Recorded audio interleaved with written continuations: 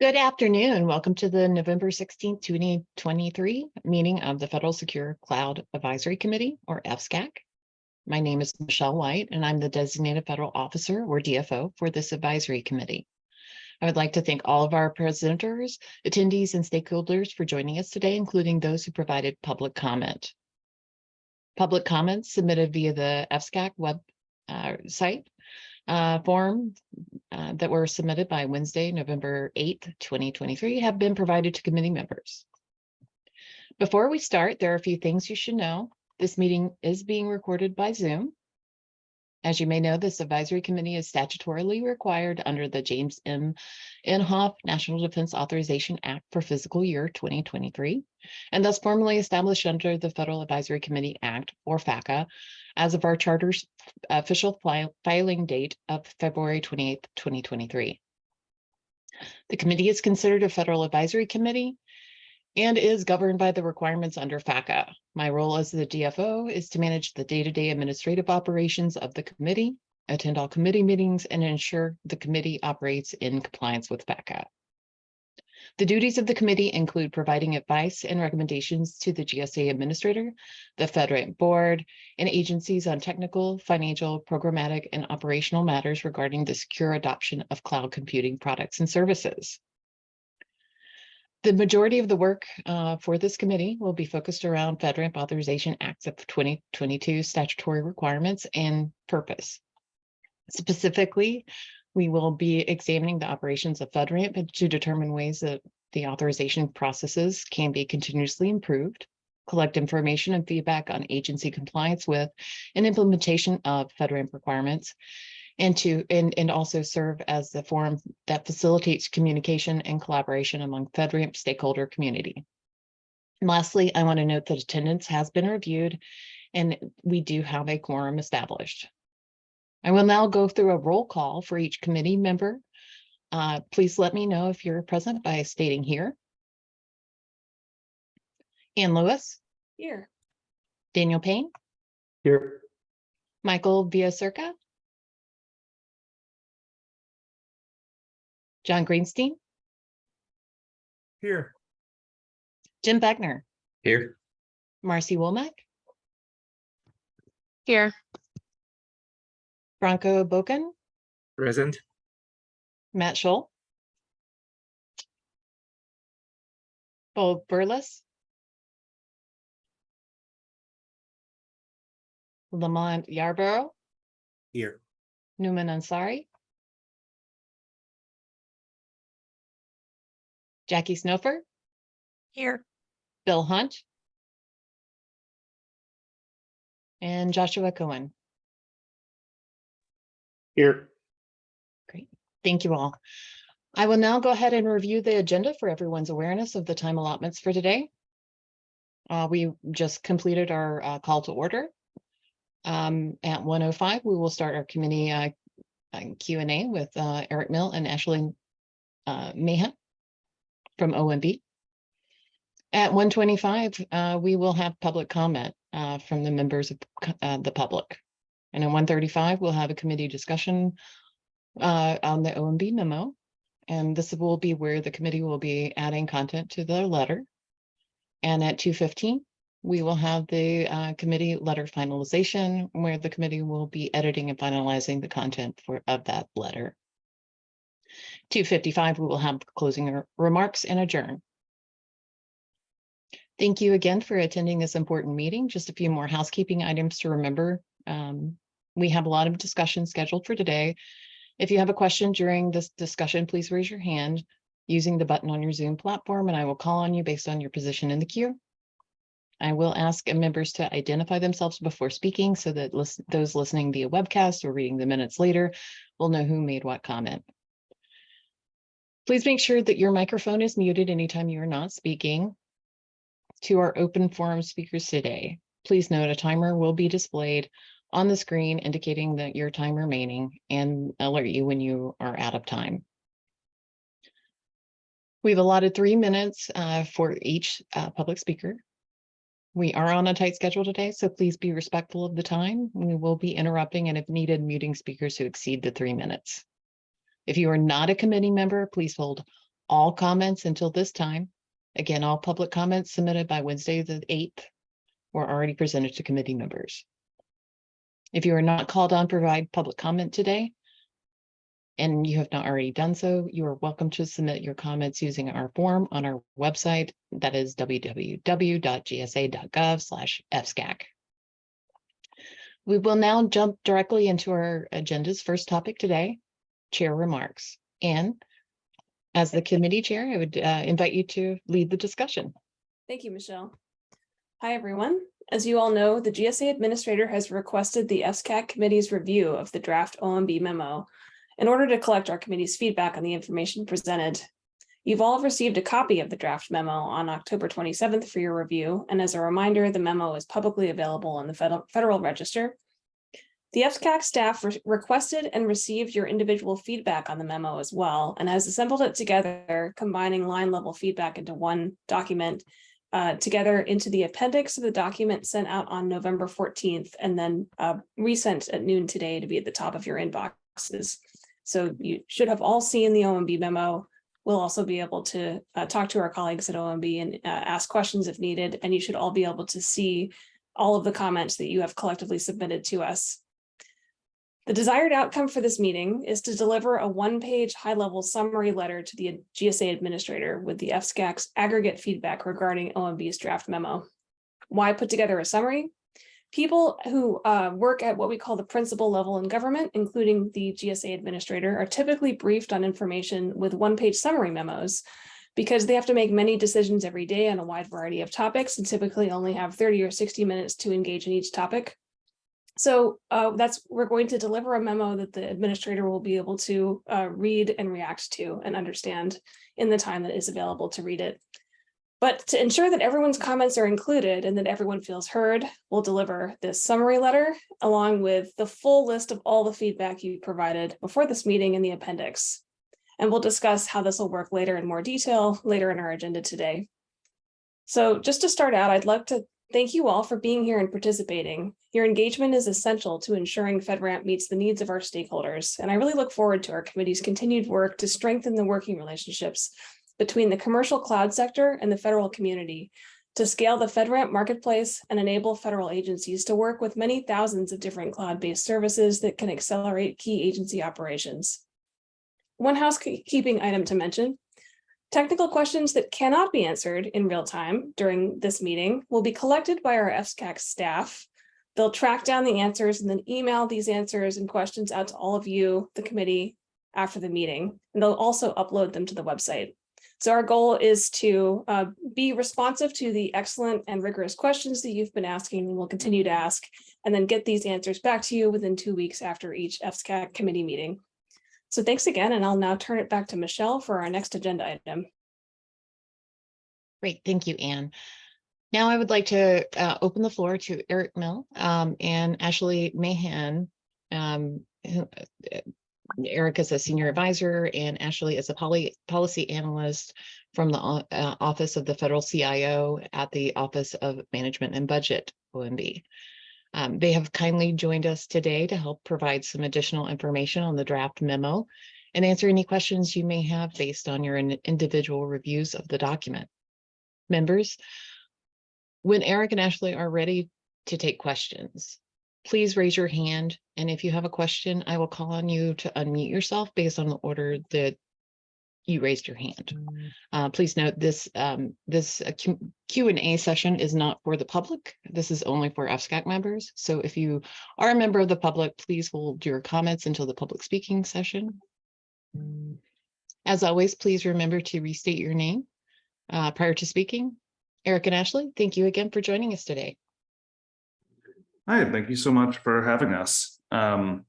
We wanted to make sure, well, for one, and as we say at the bottom of the slide, top line, just thank you very much for scheduling a whole meeting and taking the time that you spent before this and in this meeting, responding to the contents of the memo that we have published for public comment.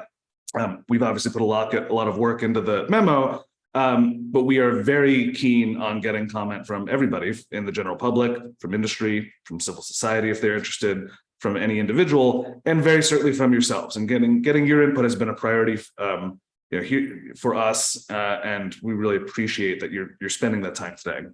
One thing I do want to note there at the top, for any of you who are potentially submitting other public comments, or anybody in the public who's watching, we are extending the public comment deadline based on the feedback that we've gotten from people. The original deadline has been November 27th. And of course, we greatly appreciate you scheduling this within that window. We did get significant feedback that it would be helpful to have an extension. The exact date is going to appear in public inspection in the Federal Register tomorrow morning, and then in the final version on Monday. That will be a date that is in late December, before the holidays, but later in December, to allow the public a few more weeks to comment.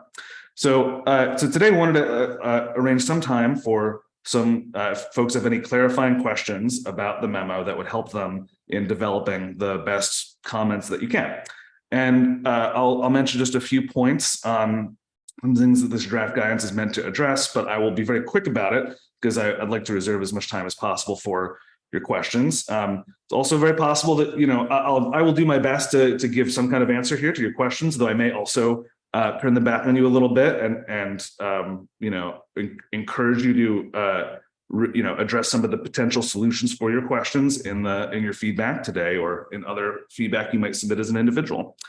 So with that, the draft memo, I'm not going to put the memo up on the screen here. It's a very large document. Hopefully you've had a chance to read it. But our goals, and this is pretty consonant with when we came to the FSCAC a couple months ago and presented our discussion paper. The same issues that we raised there are the ones that we're attempting to tackle in this updated guidance. And we want to significantly scale the size and scope of the FedRAMP marketplace. And by significantly, we really mean, orders of magnitude bigger than it is today, like not just a 30% increase or something like that, but a different approach to the size of the marketplace.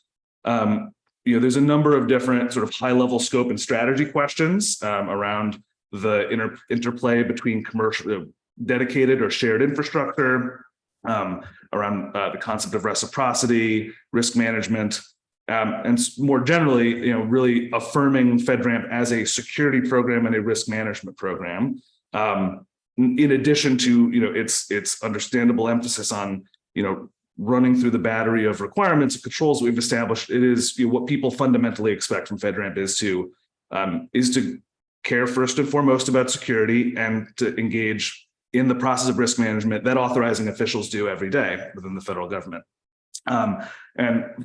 Certainly we also are interested in seeing more of the authorization process streamlined and automated. And for that, and that has interesting implications about how information moves between agencies and FedRAMP and CSPs and CSPs and agencies. And we'd love to hear your feedback on where that could be strengthened. So with that, I will turn it back over to the FSCAC, and we're happy to try and answer a few questions. Great, thank you, Eric. For the FSCAC members that have questions, please go ahead and use Zoom to raise your hand.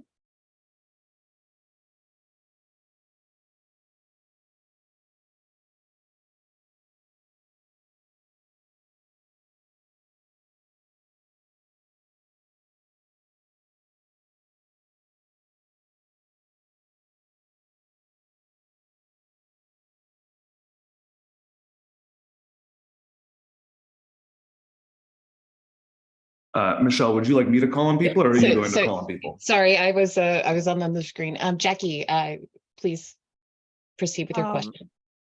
Thanks, Michelle, and thanks, Eric. Really good to see you. Just a general question. Once this is published, what is the follow-on action for FedRAMP to respond and to reshape, and the timelines that you're looking for to achieve the outcomes of the memo? Over. Yeah, great question. There is an implementation section in the memo that in some areas lays out specific deadlines around key pieces around automation. Some of this stuff is just going to be happening on a rolling basis. At some point in the near future, we'll be convening the board, for example, and some of the stuff that you see in there will start to be established. But more generally, I think, Jackie, a lot of that is going to we have expectations of a pretty expeditious implementation of many of these things. If there are places where you think that we should be more directive and more specific than we are in the memo on that, welcome your feedback on that front. Thank you.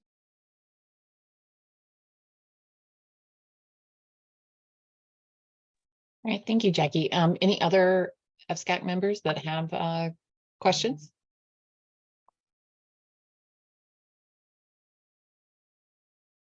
Marcy, go ahead. Thank you. This is Marcy with Shellman. In terms of the new authorization paths that are outlined, is the idea that the secondary like full FedRAMP authorization is still a part of that process, just no matter what.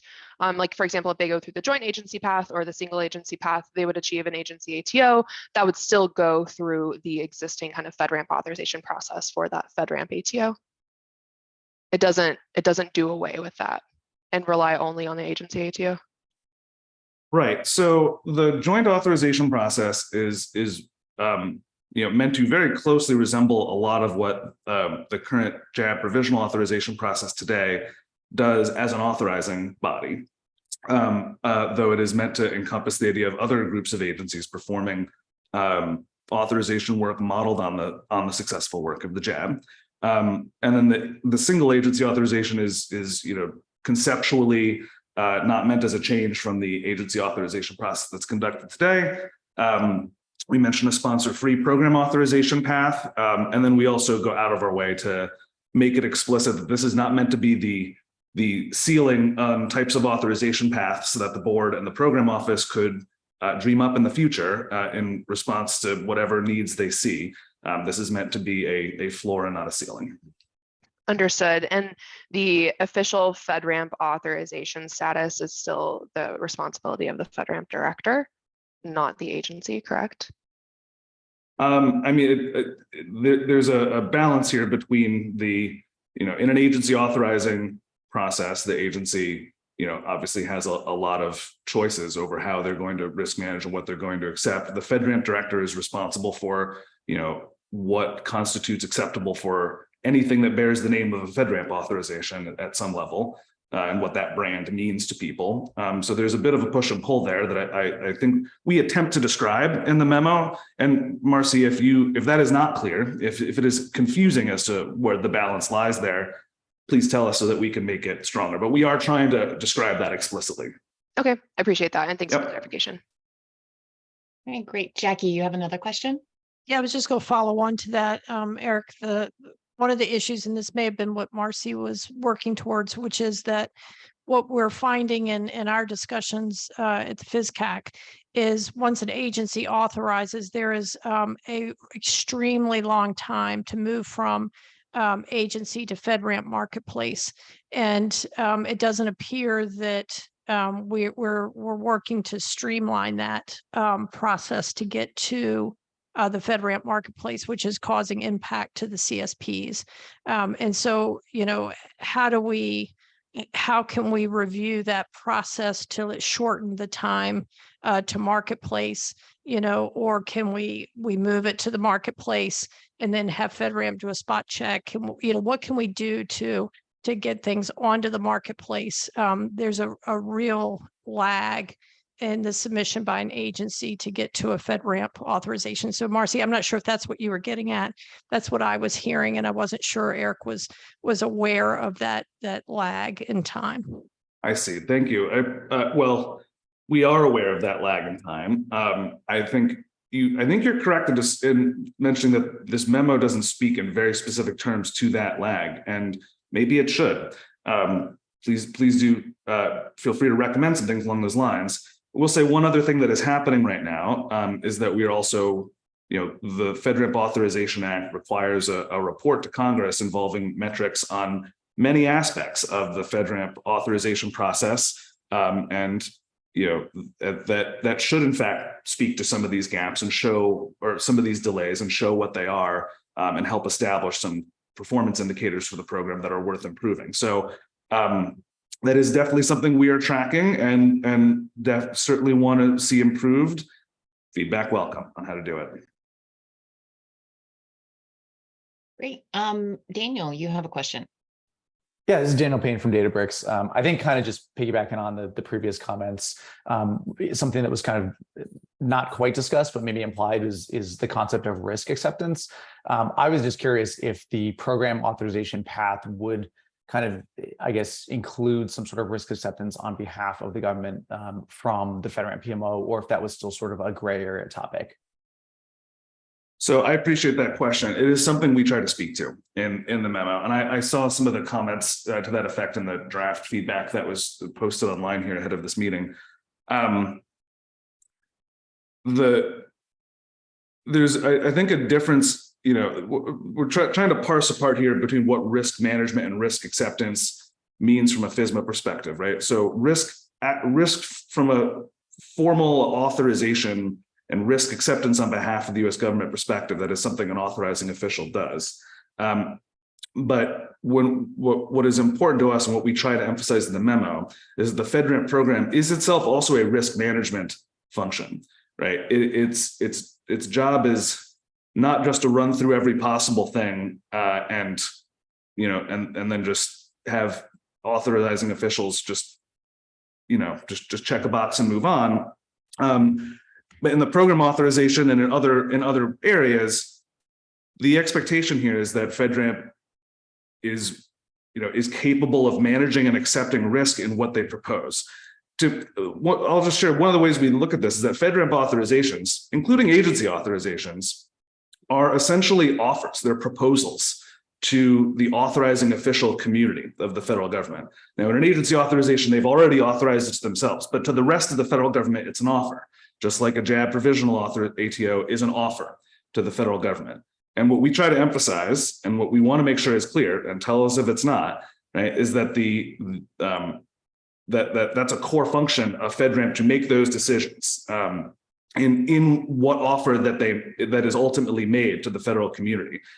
Authorizing officials don't necessarily have to accept that offer, although the presumption of adequacy says that they probably should unless there's a good reason. But that is what we are trying to articulate in that section. I appreciate you asking that.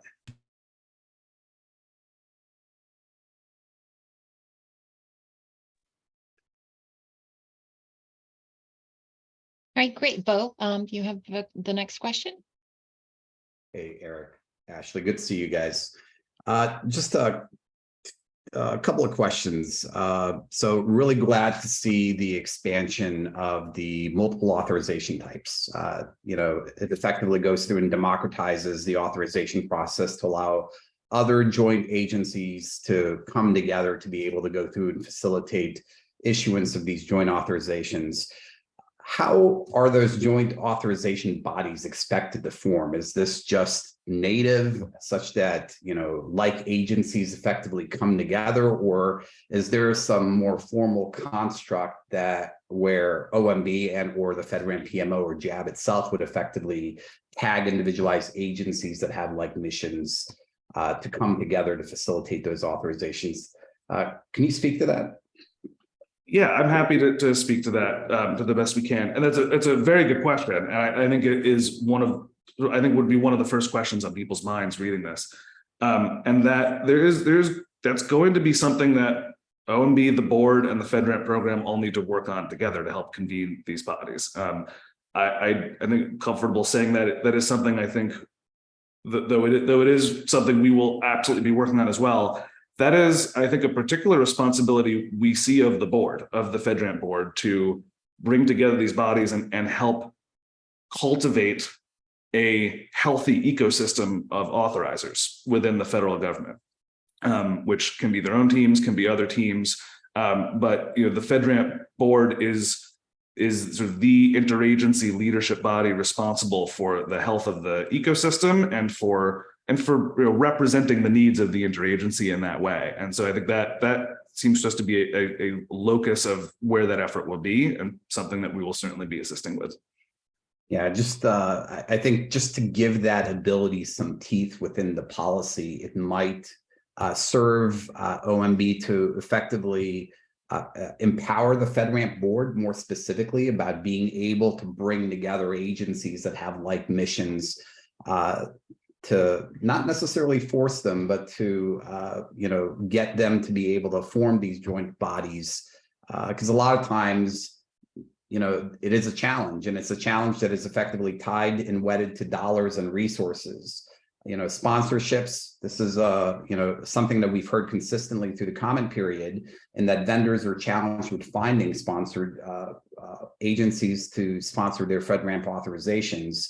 So being able to go through and facilitate that, I think, is fundamental. And the other aspect to my question here is funding. Is there any thought being given to provide funding for sponsorships at be it an agency level or for these joint agencies that are coming together to really be able to allow agencies to take on that function, more directly? Yeah, thanks for that. And I mean, as you probably know, it is a little tough for people from OMB to come and talk about pre-decisional funding stuff in settings like this. So I have to be a little general, but like it's definitely not everything you're saying is not lost on us in terms of what actually goes into the authorizing function. And the robust work that the JAB does today is not free, and that's well understood. I think it's not just that, but there's a number of things in the memo that call for essentially an expansion and prioritization of that builds on what is happening today. You don't get scale for nothing. So I mean, I think I have to kind of leave it at that. But we certainly have also appreciated some of the funding flexibilities that have come FedRAMP's way through Congress. And we know GSA is going to be making the most robust use of those things. Happy to talk about this further if you want to follow up as well. Thank you. All right, great. John, your question is next. Hey, Michelle, can I just loop back real quick to what one of the questions Bo had real quick? So Bo, I think that just building a coalition of the joint, for that joint authorization, agency authorization is a really great opportunity to get like-minded agencies from a risk profile in specific use cases together. And so I know that you still happen to be the CISO of GSA, but again, like just echoing for everyone on this call, we just absolutely ask for feedback, right, on how to, comment on how to make these things happen, right, through that public comment period or through the FSCAC here with your recommendations. So thank you for that, but it's a really exciting opportunity, I think, to build a coalition of agencies together to do these joint authorizations moving forward. So thanks for your comment, Bo.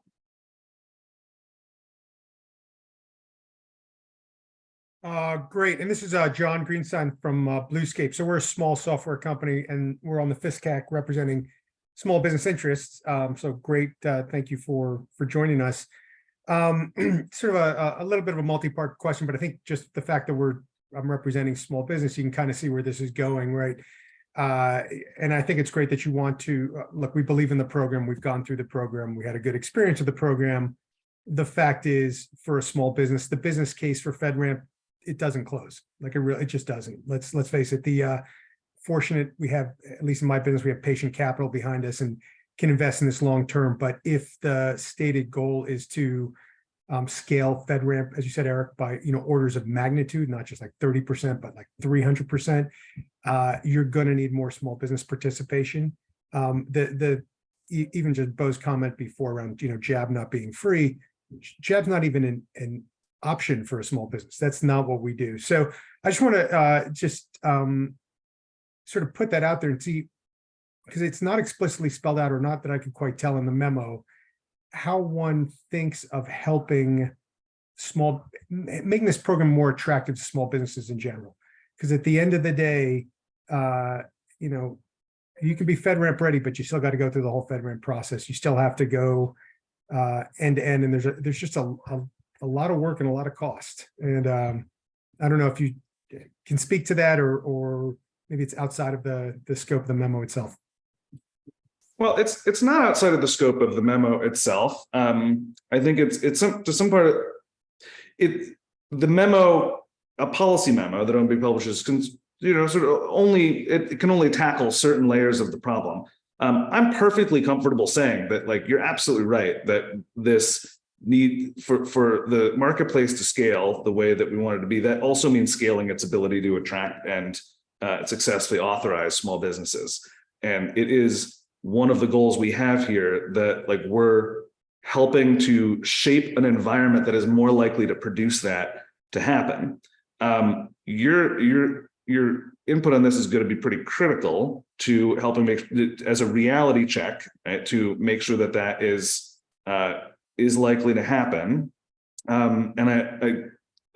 So that's a high level answer to your question, but we do share your goal here, and our hope is that by increasing the pathways to authorization through a greater emphasis on risk management, through some of the stuff that we are trying to attempt through scoping, and explicitly permitting pilots, for example, that help lower, where our goal there is to help lower the uncertainty on either side of the agency and cloud provider question.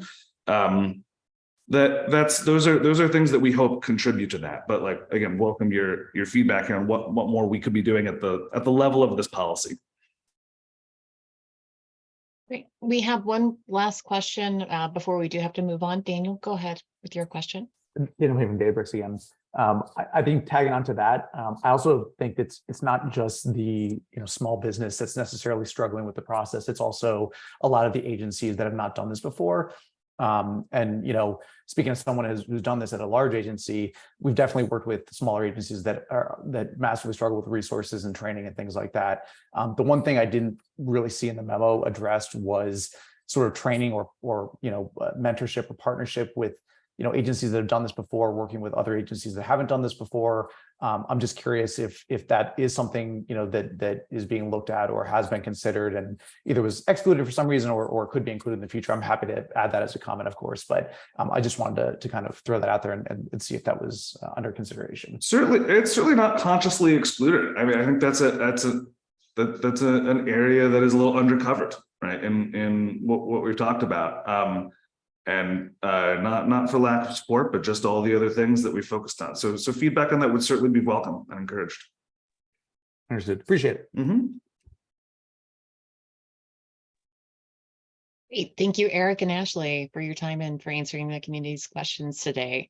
We are now to the point in our agenda where we'd like to welcome the public to unmute themselves and share their comments. To our speakers, again, please note the timer that will be displayed on the screen indicating the time remaining, and the alert will indicate that you are out of time. Each speaker is allotted 3 minutes to make their comments. We will be interrupting and if needed, muting speakers to exceed 3 minutes. So please speak succinctly and please be respectful of the time. As a reminder, all public comments submitted by Wednesday, November 8th were presented to the committee members prior to this meeting. And with that, please raise your hand if you wish to provide a comment, and I will call on you to unmute yourself in the order that your hand was raised. Do we have any public commenters?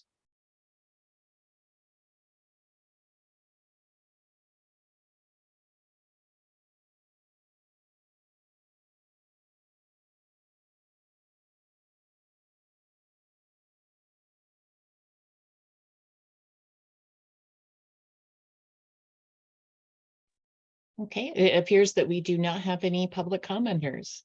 So I will go ahead and conclude our public comment section for today. Again, if anyone would like to provide written comments, please use our website to do so.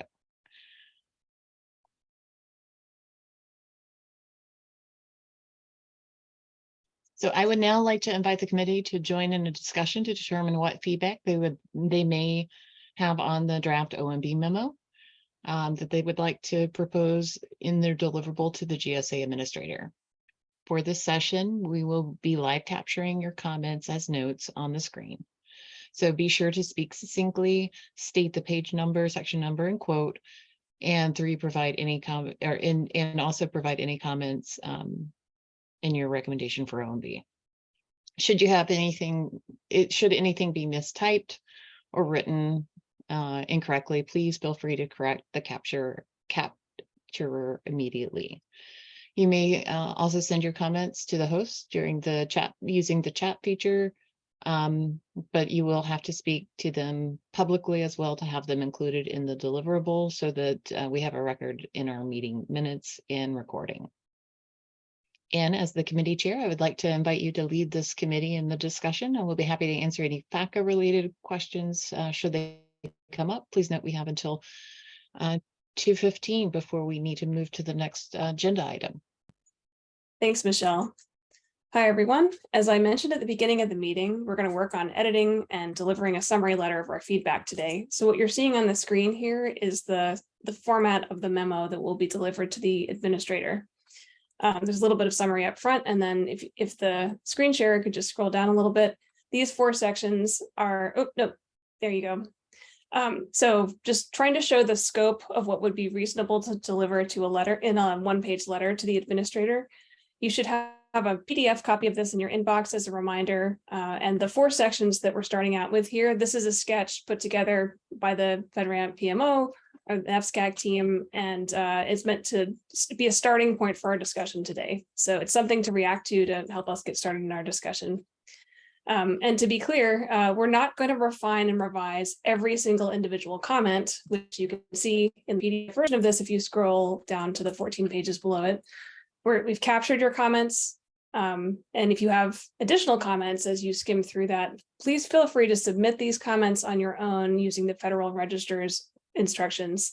The link to the Federal Register notice was included in an email to you on October 27th and November 13th and November 15th. Please note that if you submit comments through the Federal Register, they will be attributed to you personally and not to FSCAC feedback. The thing that we're going to collaboratively edit right now will be attributed to the FSCAC. And after we spend time today collaboratively editing this 1-page summary that we're looking at a sketch of right now, we will vote at the end to approve or not approve this letter that you're looking at right now to deliver to the administrator. And after collaboratively editing, if we choose to vote to approve, we will deliver the letter. If we do not vote to approve, then we will be choosing to not provide comments on the OMB memo to the administrator. Time is of the essence in this process, as OMB wants all feedback by the end of the month, and this is a unique opportunity for us to contribute, and holidays coming up and such. So if possible, it would be great for us to get to at least alignment, if not perfect consensus, on our overarching feedback of the memo, and be able to deliver this as a letter to the administrator by this Monday, November 20th. So I'll just pause there and see if there's anyone who has any questions on the process before we dive in. Looks like Bronco has his hand up. I have a comment more than a question, if that is okay. Go for it.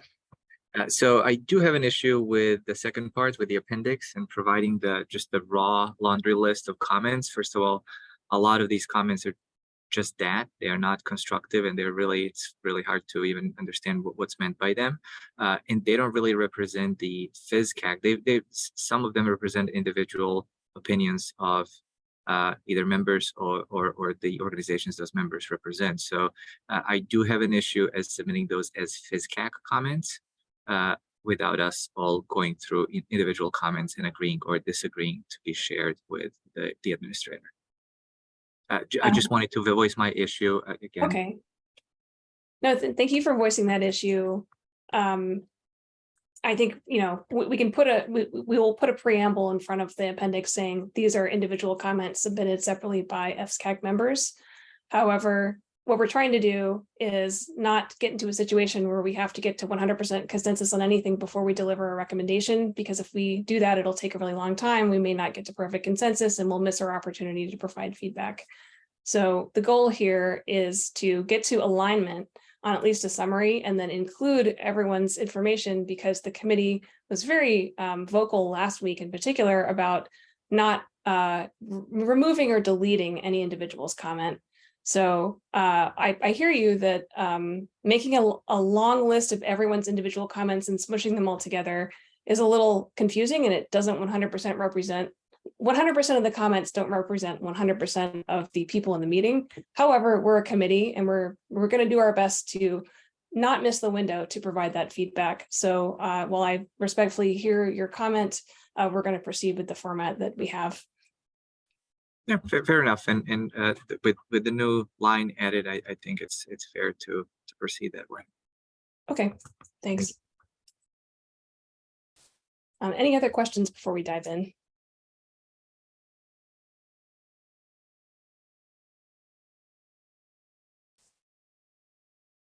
All right, let's dive in. So what you're looking at here is a sketch. It's not canonical, or it's not intended for you to react to specific word choices here. You can suggest headers here. You can suggest and edit items under the headers.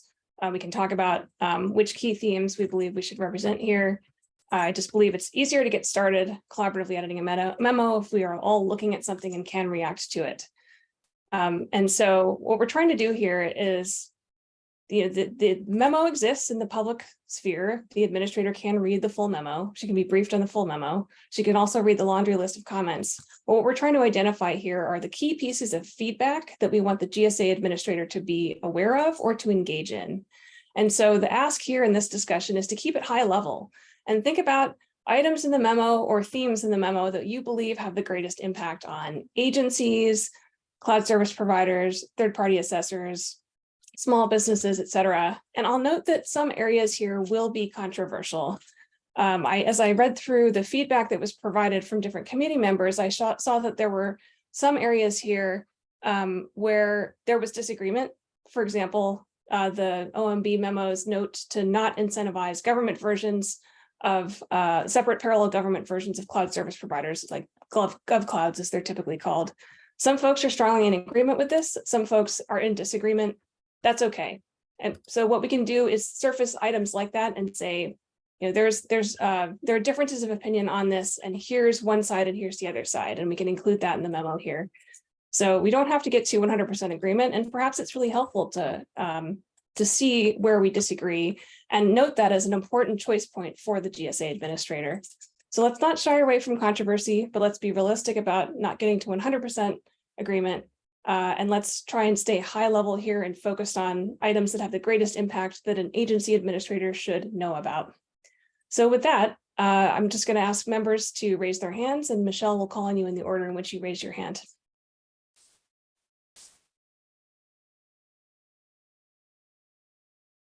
Ronka, go ahead. All right, so going to the first bullet under standards and process changes, I don't see inconsistencies with the standards. There is a reference in one of the comments, and again, comments are anonymous. I don't know who they were made by, but I think the comment or commenter misunderstood that technical assessment language, if that's the part that refers to the inconsistency. The idea behind that technical assessment was not for third-party 3 PAOs to conduct audits. It's rather to have FedRAMP, to have US government staff ability to do deep dives into high impact offerings. And again, that's one area where I think this refers to. And again, I disagree that there is inconsistency with the standards there. Okay, thanks. I've just struck through that, and we'll see if anybody wants to react to that. But thank you for your feedback. Bill, go ahead.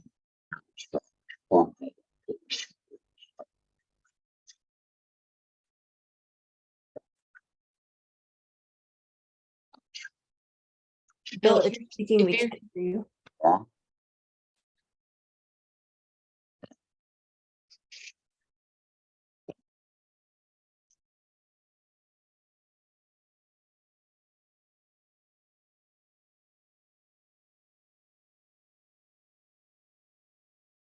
Can you hear me now? Yep. Yes, we can hear you now. Great. Sorry, I had to switch audio. I apologize for that, having some technical difficulties on my side. I think that he might be referring to, but I'm not sure because of the crosswalk here, a comment that I submitted here under section 4 with regard to the FedRAMP authorization process. Again, my comment there was regarding the FedRAMP authorization only covering a small part of the controls versus the language in the memo, which says that neither additional security controls nor additional assessment of those controls are required. So I was just being overly pedantic, perhaps. But do you think, and sorry for jumping in, but Bill, do you think that your comment results in this statement that there is inconsistencies between memo and the standards that are worth flagging for the administrator?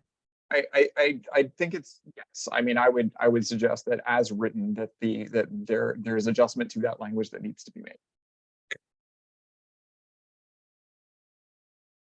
again, it's not a hard line for me. Any comments that we reject here, I'm just going to submit as individual personal comments. So no offense taken to any of this. But again, if I'm being overly pedantic in the reading of the language in the memo, specifically saying having FedRAMP authorization is enough to issue an ATO, to me, seems like problematic language. So just to try and pull that up a meta level here, I think what you're saying is there could potentially be a connection here to some other comments we saw about what it takes for an agency to issue an ATO and FedRAMP's role in that. Is there like a high level point you'd like to make here that would be administrator level of like, here's an important thing that you need to be aware of? I'm sorry, my topic is completely pedantic and probably not up to Robin's level. It's more just for our colleagues of OMB who are still on the call. So yeah, feel free to write. Fair enough. Well, the general shape of a lot of my comments is overly pedantic. So we can get to those as we go. I apologize. And no, then I appreciate that. Again, just if we're keeping that line, especially as the very first bullet, I just think we need to point it to exactly what your comment. Otherwise, I suggest crossing it out, striking it out. I concur to strike. Yeah.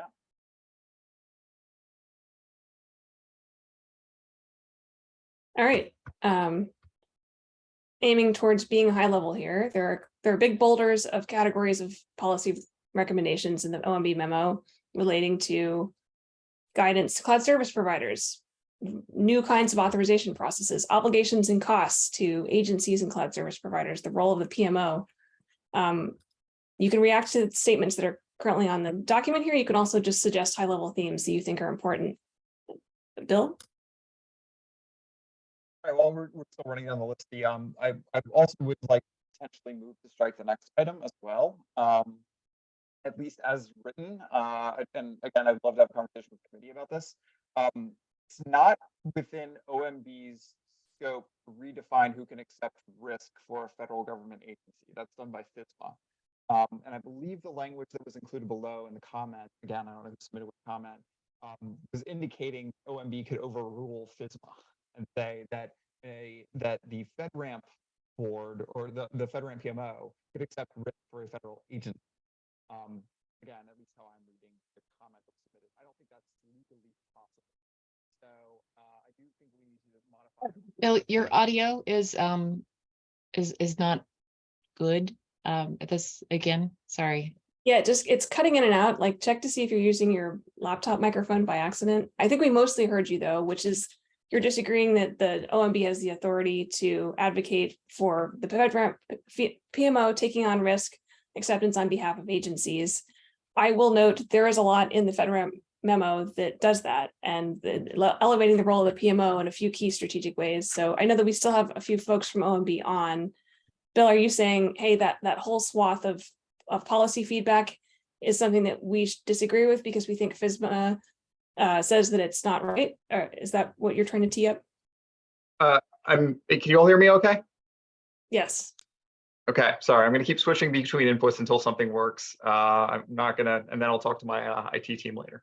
I'm suggesting that the comment as written further below, I don't think that the FedRAMP PMO can have the risk acceptance authority legally as we've written the comment that's included below. I don't think that can actually be done. I think that FSMA would prohibit that. FedRAMP can only accept risk within the boundaries of the program itself. It cannot accept risk for a federal agency. If there are OMB folks still on the call who would like to react to that, I'd welcome you to. Sure. And I will unfortunately have to drop before the conclusion of the meeting, but I can hang a little bit longer here. So I do think this might just be a semantics thing. The intent here is not to abrogate the role of the authorizing official in this, or from a legal perspective, risk acceptance on behalf of the U.S. government does not, cannot go to the FedRAMP program, as you've talked about. However, the goal of the language that's in the memo by intent, and if it's confusing, please obviously tell us, but the intent is to say that the FedRAMP program has the ability in the offer that it is making to authorizing officials, and what it, for example, in its program authorizations, to have accepted, to have basically proposed accepting risk in these areas to the authorizing officials, who would then choose whether or not to accept that offer and rely on that authorization. So that's the intent there, because we have seen some blurriness between that FSMA question and the actual choices. Again, I'll just shut down my comment and close this out, so I'm not on my soapbox for too long to say. I think it's slightly confusing. I think our suggestion that is in the FSCAC members' comments below is also confusing. At the end of the day, if something goes wrong, it's the agency CIO that it gets hauled before Congress, not the FedRAMP PMO. And I think that we need to be respectful of that and make sure that the comments in our recommendation back to OMB here and to Robin do not indicate otherwise. That would be my suggestion. That's fair feedback. Thank you. All right, let's move on to Marcy. There was one statement within that section of the memo where it says neither additional security controls nor additional assessments of those controls are required. I'm curious, and this is an open question I should have asked earlier, is the intent of that to target the additional agency, well, I'll call it like agency overlays on top of FedRAMP? I'll use Armor from the State Department as an example, like the Armor controls. Is the intent to restrict those types of additional requirements that agencies may have that are on top of FedRAMP? And this is a question probably for Eric, if you're available to answer. I will defer to the chair on how she'd like to conduct this part. You know what? We had bonus time left over from the other section, so go for it. While you're able to be on the call, feel free to respond to the question about intent. Sure, and I think this ties in maybe to what Bronco had originally raised before. The intent here is when we say things like, for example, when we talk about the presumption of adequacy and that additional security controls need to be required, that's not intending to speak to the fact that an agency's internal ATO may have to consider things other than FedRAMP. The goal there is focusing on what the FedRAMP package itself is. And it's to speak to the concept that we believe Congress understands the presumption of adequacy to mean that once a company has obtained a FedRAMP authorization, they're done being FedRAMPed. And at least as a presumption, it is, and that's how we interpret it, and that's how we try to articulate it, but as a real statutory presumption that it is. All right, thanks for that. I appreciate the clarification. Great. We have a comment from Bronco. And this is just a request moving forward with those bulleted lists, as we agreed that the first page of the memo will be the joint FSCAC position. We need to expand those bullets into full sentences that are understandable without having to go through the rest of those individual comments to understand what's meant by each statement. Just picking on the first one, advocating risk doesn't really, I don't understand what's meant. Who's advocating risk? FSCAC, the memo. So we need to have full statements, a sentence or two for each, that are enough to understand the entire objective. That's all I have. Thank you. Thank you. That's great feedback. We'll try and expand that out so it's clear.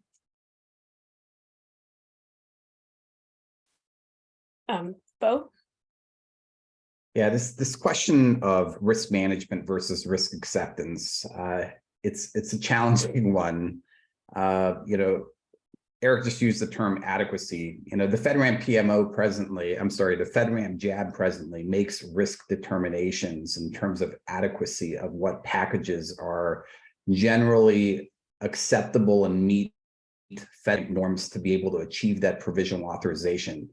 They're doing just that, issuing a provisional authorization, and every one of the packages have vulnerabilities corresponding to systems, controls that are not fully implemented.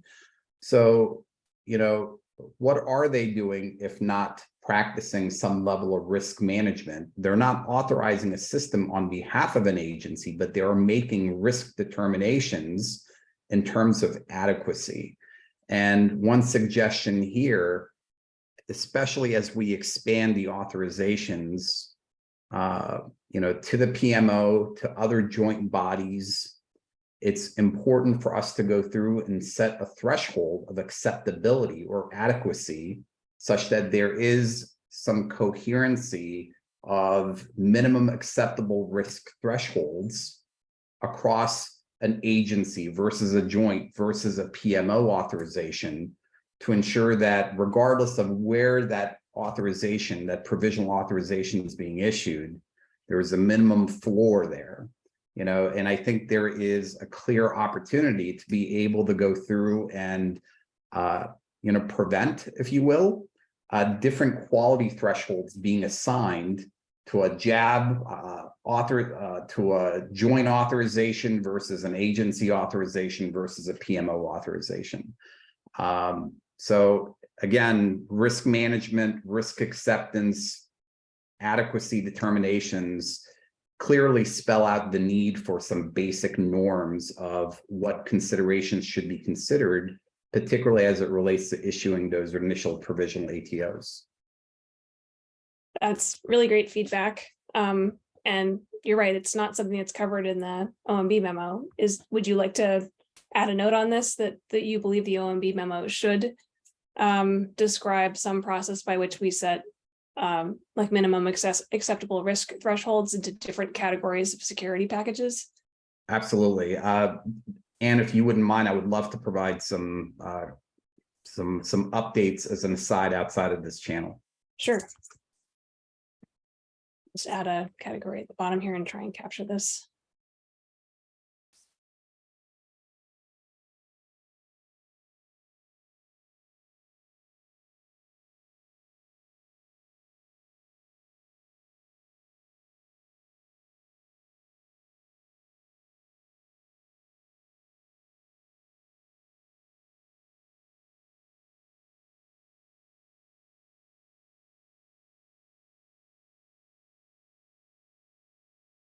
All right, Bo, did I capture your suggestion here in a one-liner appropriately?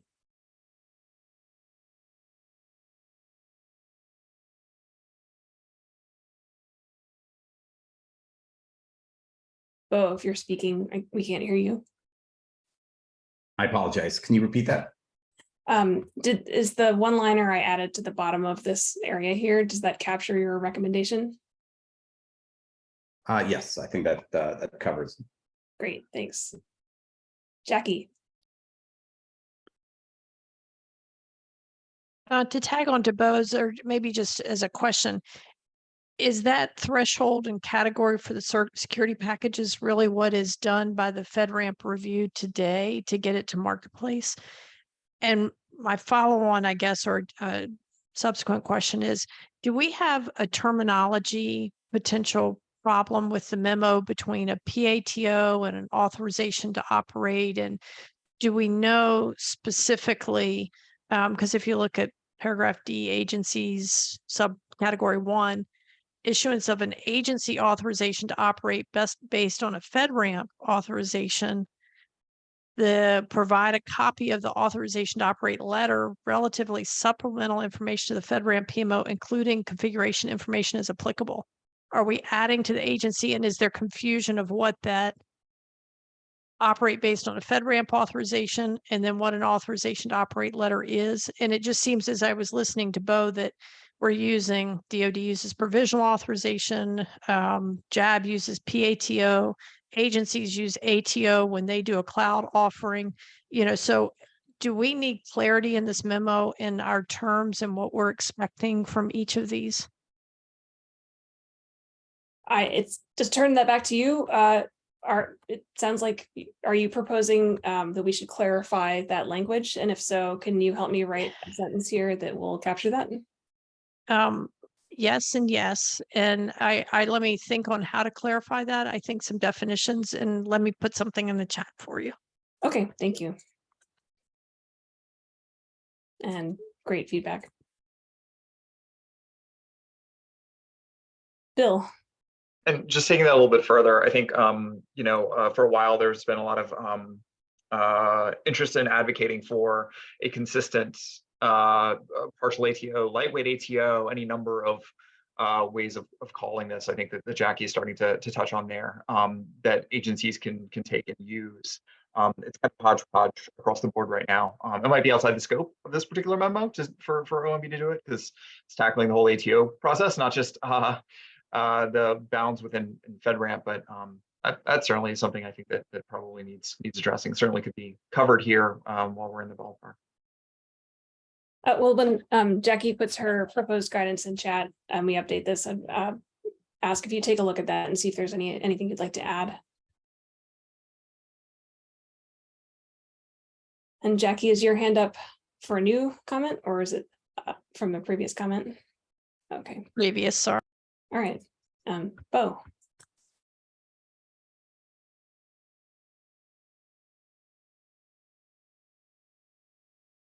Bo. Hey, I'm back. Sorry. I'd love to see a section specifically associated with the scope definitions corresponding to FedRAMP. Two comments specifically. One, the entire scope definition is corresponded to hosting information systems. Can you host an information system on a SaaS? No, but you can configure a SaaS to enforce security. Correct. And so we authorize use of a SaaS, DoD does. So I was just going to give you an idea. We authorize use and we evaluate the implementation of the controls that are either fully on the mission owner or the operator versus or hybrid, as well as the configuration specs as provided by the SaaS provider. You and I are on the same page, Jackie. I'm just pointing to the actual line by line text within the memo that suggests that products and services, commercially offered cloud products and services, IaaS, SaaS, that host information systems are operated by an agency. That host, the word host, I think is very relevant because folks are going to go through and misconstrue it and, you know, make determinations as to whether usage of a SaaS is consistent with hosting an instance of a SaaS. Just terminology, I think, is different, is important. And then bullet number 2 within the scope talks about cross-government shared services.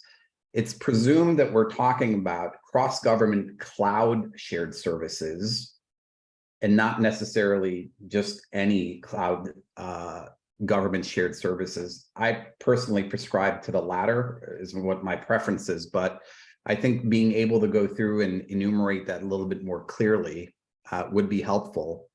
And last but not least, the scope doesn't really talk about usage of third-party audit regimes. And I think this is a discussion point that we've been having, you know, throughout some of our meetings is, you know, what that opportunity potentially looks like. The memo doesn't directly talk to it. It does essentially put the onus on the FedRAMP PMO to determine alternative or future assessment and authorization processes. But I think to the extent that OMB can speak to that, it would potentially be helpful as a guiding path. That's great. Okay, so what I think I've heard here is that there are a few terms that are thrown around in the OMB memo, the draft OMB memo, where we need these terms to be very specifically defined, and in some cases defined in the context of whether we're talking about infrastructure as a service, platform as a service, or software as a service. And so you mentioned a couple of them here. I think some of the comments below mentioned this as well. Am I capturing that category appropriately?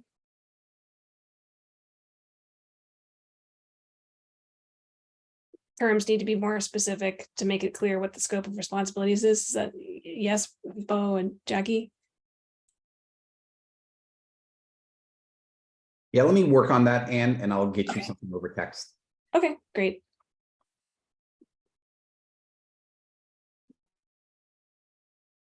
And I'll just note, like, that's super helpful feedback, especially if the audience for the OMB audience, and like it's something that will make the memo work or not, or be implementable or not. And also it is a little in the weeds. So let's try and balance feedback that's for the administrator and feedback that's for the OMB authors.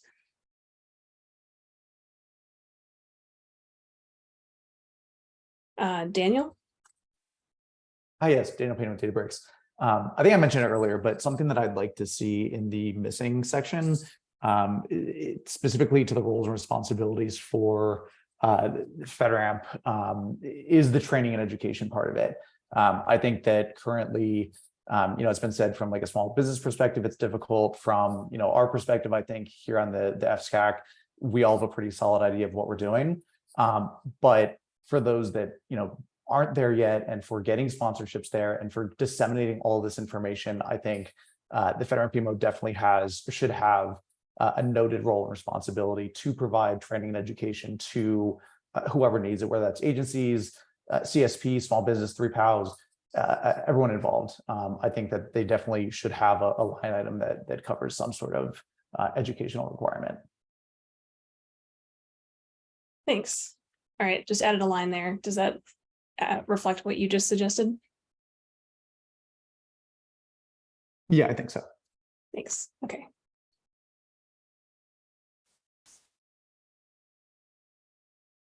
All right. I want to draw everyone's attention to separate commercial and government cloud instances, because I know that there was a lot of activity on this in the comments you provided individually and some disagreement. So we can either just state, hey, the OMB memo removes this. This is a big deal. And then our summary here can explain why to the administrator. But if folks would like to add additional detail here or suggested language that represents the complexity of this particular issue as it affects your cloud service provider, third-party assessor, or agency, welcome you to chime in.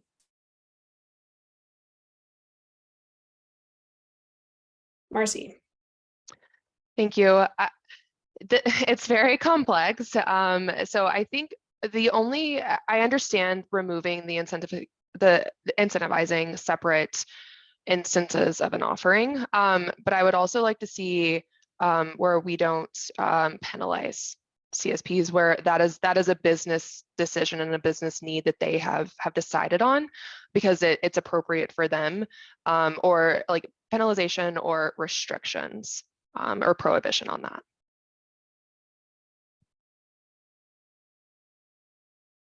Makes sense. I'm going to think about how to capture that here. Fair enough. I can. Jackie has comments that will inform what we write down, though. Well, probably not, because from a DoD perspective, we obviously operate in separate clouds. We put workloads behind a cloud access point, so we're operating off of our private network.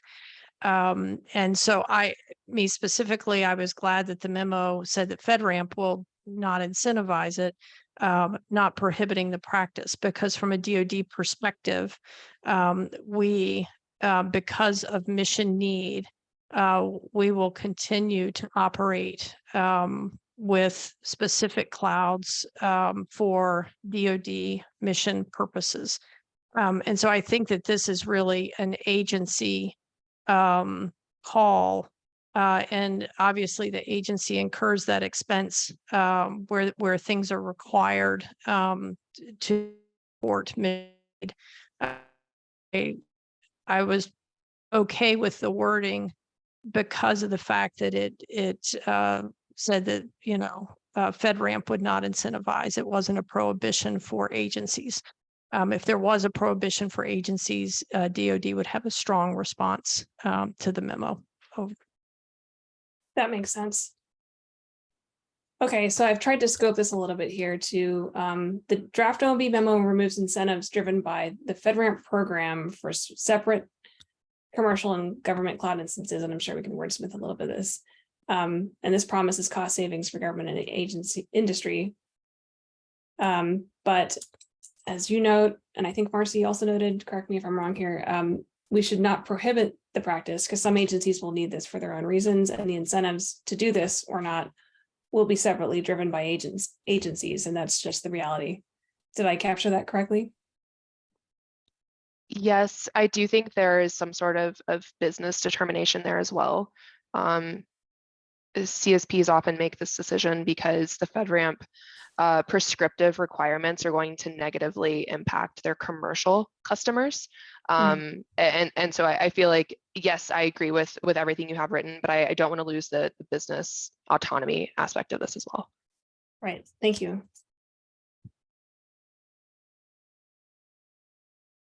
And Marcy, to go along your path, this is Jackie, is that business need is often driven by the fact that FedRAMP can't move at business time.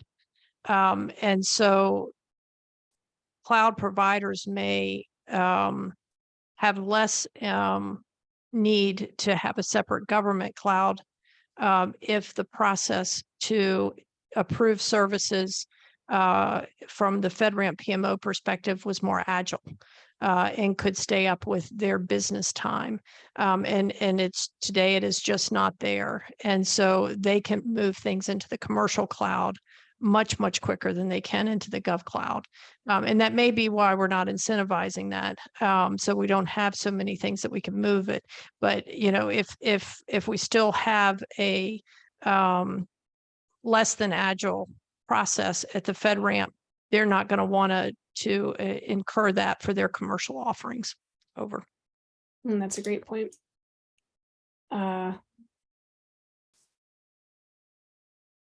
So it's like because the FedRAMP PMO or the process itself can't be as agile as the commercial sector requires consumer products, there will be needs of government and commercial cloud instances that necessarily diverge.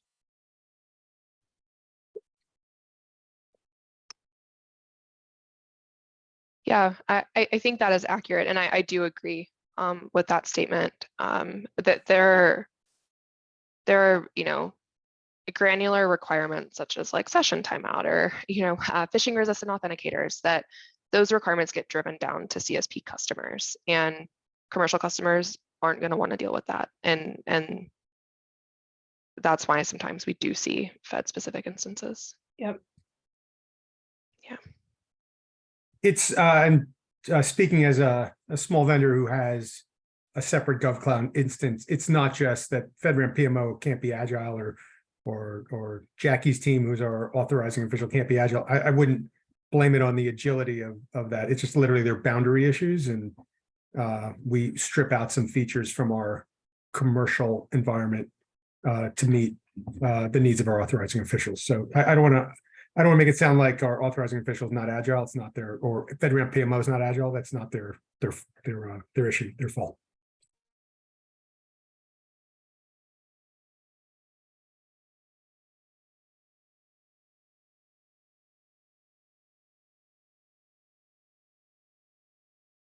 Okay, that's helpful context.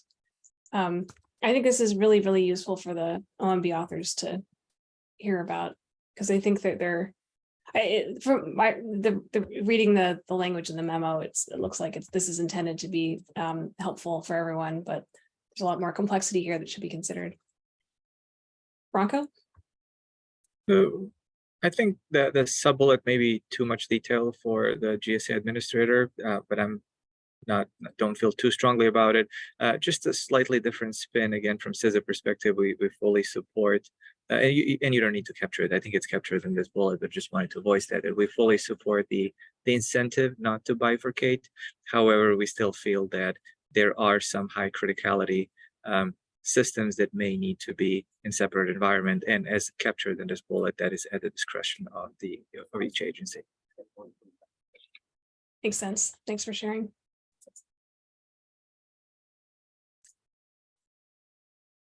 All right. If this seems like a solid recommendation here, we can move on to some of the other sections.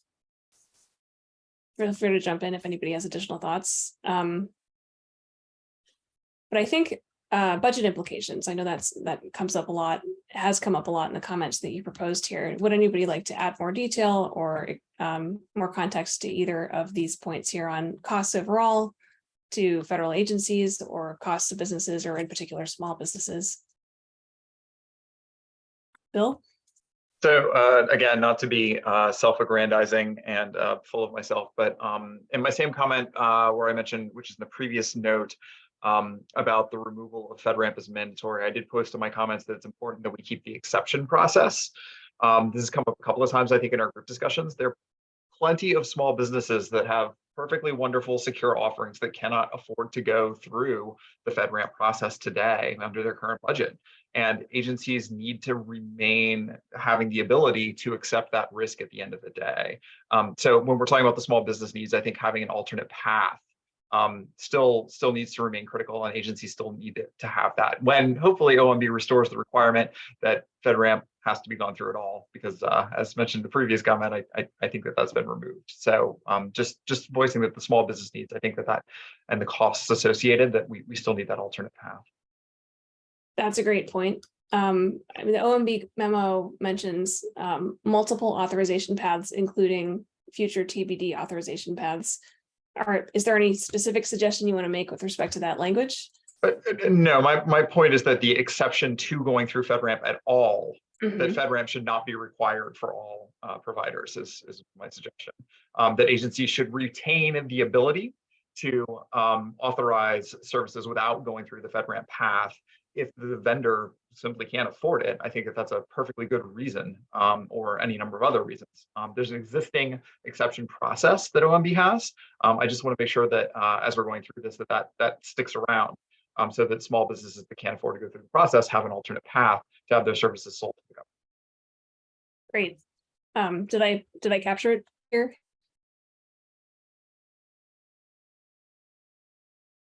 Yes. Okay, great. I've got some claps from John, so that's great. Daniel? Daniel from Databricks again. I think for the budget implications part, I think it's not just a compliance cost to federal agencies. It could be for all parties involved, especially if automation or something like that is part of the memo, and that's the future. If you don't have a tool, you're going to have to go buy one, and there's training involved and all sorts of fun stuff. So I just want to point out that it's not just a cost to agencies alone. It's really everyone involved. Would you say like due specifically to automation, or would you like to broaden that out? I think automation is the one that's off the top of my mind. I think I could leave it at that, and I'd be fine with it. If anyone else has any opinions, I'd be open to those as well. Okay, thanks. Both? Yeah, I think my comments were addressed. I sent some text over to Darcy about the scope comment corresponding to host information systems. Oh, okay. So looks like Darcy, I can't see main chat here. So if you could grab what Bo sent you in Zoom chat and add it to the bottom section, that would be great.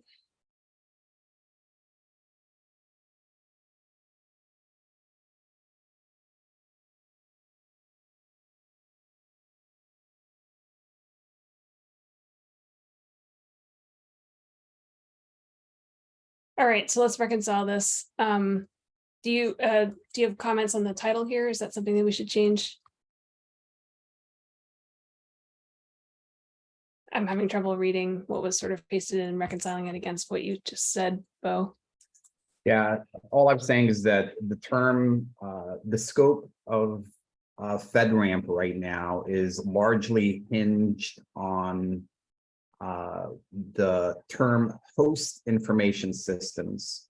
And, typically speaking, we need to make sure we have very clear terms. You host systems on infrastructure, sometimes on PaaS, but you use SaaS.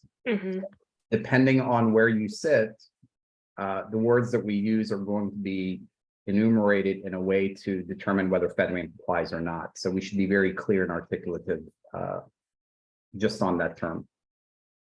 And then I think this other suggestion, particularly around cross-government shared services, just defining exactly what we mean by that, particularly whether it applies to on-prem, cloud, or both. Got it. Thank you. Okay. I think I understand. All right. So I think what we're saying here is, hey, OMB, you really need to be careful with the definitions of these terms, clearly define them, and define them in the context of where they would be applied so that the guidance can be implementable. Does that sound right as a category? Precisely. Great, okay. Looks like host information systems here is your more specific version of this, so I will remove that. Okay. Bronco? So I apologize for nitpicking, and I blame Bill Hunt. He started it. And actually, I raised my hand before we added Bo's blurb, but up front, the bullets at the very top, just for consistency, I think each bullet should be in a format where the draft OMB memo, just like the first one, the draft OMB memo says X, the FSCAC position is Y. Whether that means FSCAC supports, FSCAC disagrees, whatever. So that should be the general format, and all the bullets should be consistent. Oh, that's great. Okay. And I think the first bullet is perfect, but the rest of them should be in the same format. Great. Thank you.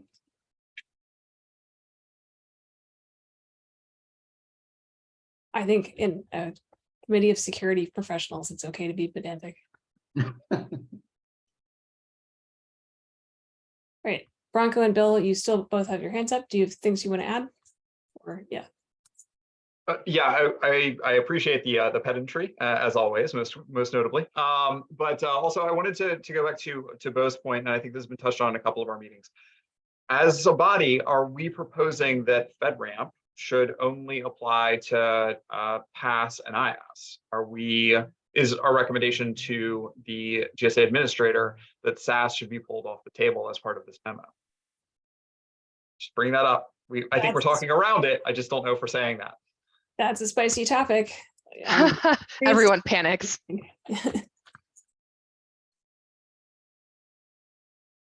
All right, Marcy, Jackie. Well, I was just going to give a strong no to Bill's comment.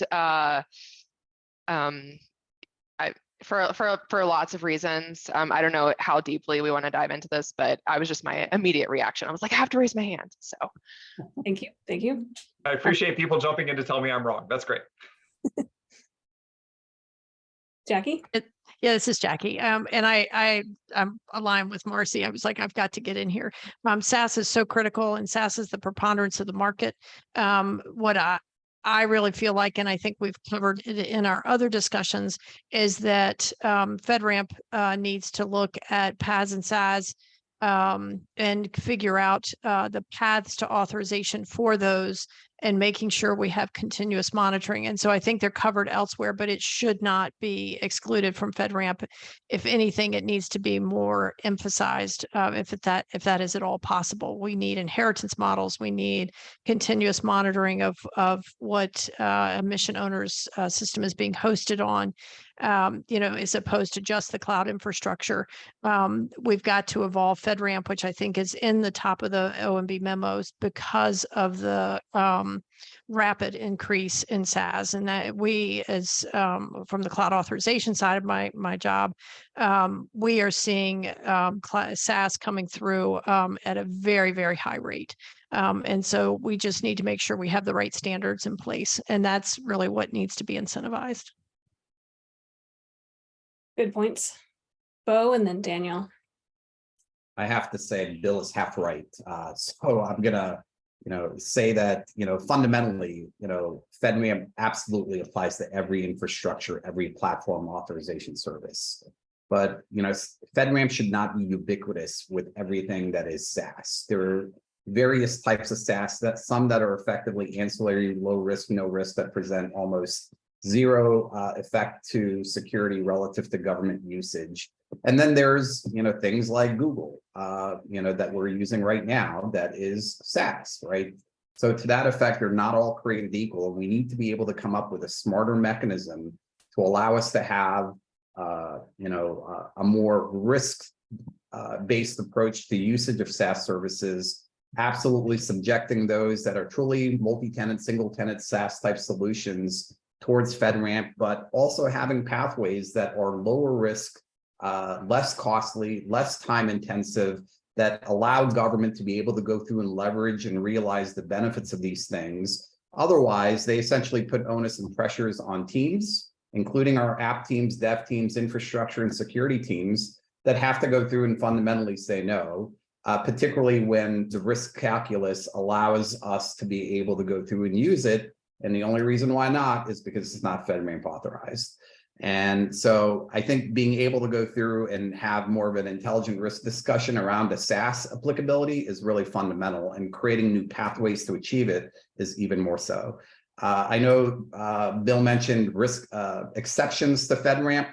You know, if there are going to be such things as exceptions to FedRAMP, those should essentially be standardized in a way that allows agencies to make risk-based decisions that don't really open one organization to undue risk because they effectively integrate or interface with another agency.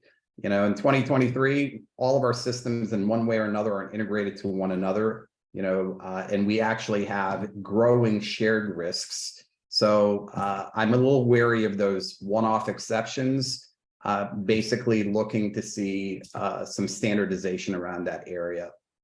So I would like the great points, everyone. I'd love to draw people's attention to the language in the draft OMB memo that relates to FedRAMP scope for a broader category of things that include SaaS, but what their proposed language is that outside of FedRAMP scope would be cloud-based services that do not host information systems operated by an agency or a contractor of an agency. So that's a boundary that's based on data. And also outside of the scope in this proposal are services that are offered by a federal agency, but are not a quote cross-governmental shared service. And we've noted below that needs to be defined, but assuming that that is defined, that's a boundary. And then whether or not the SaaS provider hosts information systems, again, needs to be defined. That could be another boundary. So in terms of feedback for the memo, I think what we're asking is, do we have opinions on this proposed definition of outside of scope, or would we like to counter propose a definition? Daniel, I think is next. Yeah, Daniel from Databricks. I was basically going to say, I think the exact same thing that Bo just said, and I think everyone's in agreement. I do feel like a formal path for SaaS or small business SaaS should be examined. We already have LI SaaS, we have FedRAMP tailoring for baselines. And I think that in combination with some sort of minimum risk posture that exists would help, small businesses and other SaaS providers get through. And sort of going back to, I think, to the first bullet point where we talked about, the PMO having risk acceptance. I think it's more of a, we all know that certain packages get to the FedRAMP PMO and they say, well, this is enough or whatever. I think it really comes down to, more of the risk management that we've been talking about. And so if we have that tailoring in place with a minimum risk posture, these SaaS providers will come through and more people will be able to see exactly what the risks are and make that risk-based decision for themselves. So I'm in total agreement. I think I'd be in favor of saying just, flat out having that separate path. I know there's that line item that we just mentioned, which talks about, sort of other paths. But I think if a formal path existed, I think everyone here would be in favor of that, and maybe even have another line item for, well, if we can think of anything else, yeah, we can talk about it then. But I think this formal path would open up the doors for a lot of different providers to get through quicker. Great feedback. Thanks. Jackie? I was just going to make a comment that a SaaS never hosts an information system. And so by that wording, you would never include SaaS. Touche. I mean, I think we'll ask our OMB friends to fight that one out by clearly defining information system, which I think we've got on our list here. Host information systems. Marcy? I wanted to counter with the idea that not all SaaS are equal, not all are should be required to go through the FedRAMP process. It's kind of like saying trying to bifurcate the idea of federal data and metadata and what matters more. And isn't that why we have the FIPS 199 and 200 process, the categorization process that gets us here? Feels like if we're going to go down that path, there's got to be it needs to happen a few steps before we actually get here in the overall cycle. But we saw it on the CMMC side, for example, trying to bifurcate what CUI is important versus what CUI is unimportant when there's no differentiation. I think we're entering into that territory if we're saying which federal data has more merit to be protected in a different manner to warrant the FedRAMP process and authorization. I mean, so would you like to make a recommendation or just a suggestion based on whether or not it's appropriate for the FedRAMP memo to use a data related boundary here? Let me think on that. I guess I just worry that if we start, I worry about that we're in dangerous territory in some of those. And I know, but you feel strongly about this, and we've talked about it at length previously. So I hear you and I get it, and also understand the small business impact as well. All great feedback, and this is certainly not the last time that we can discuss these issues. So appreciate everyone's discussion here. We are getting close to sort of something that could fit into a one-pager here. If we could scroll back up and just do a read through together of these different areas and sections and try to shift our focus to consolidating or aligning. Again, noting that we will not be in 100% perfect agreement about everything, but does this represent our general concerns and feedback? So just give folks a couple minutes here to read from standards and process changes down through potential benefits. And then after, please put your thumbs up when you're done reading. And then after everyone is done reading, then we'll scroll down and we can all read the second half of it together.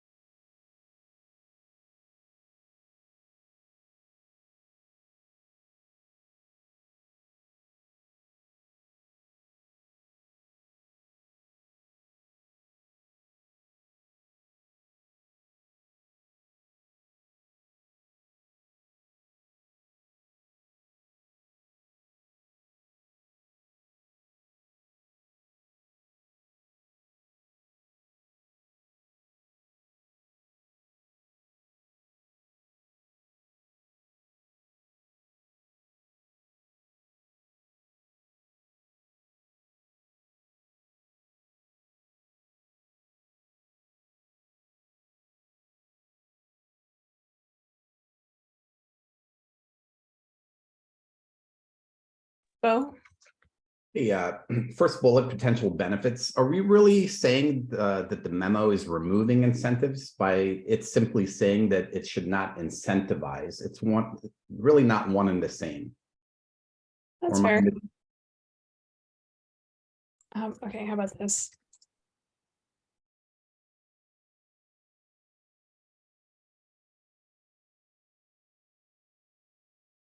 That look right? Looks good.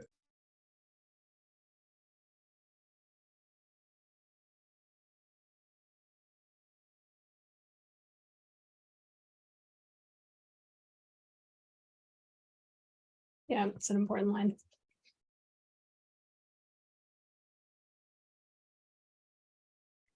Right, ready to scroll down a bit more?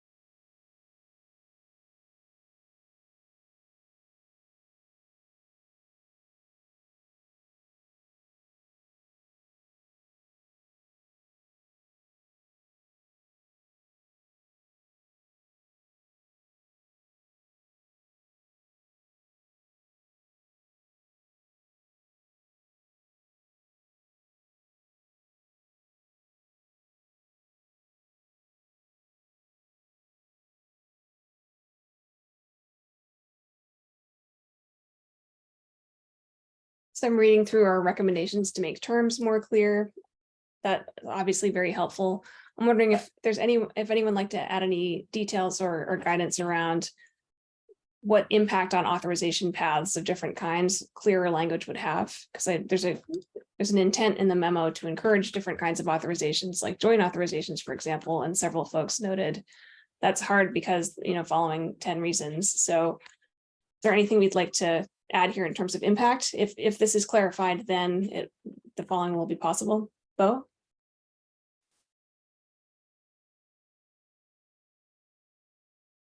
Bo, you're muted.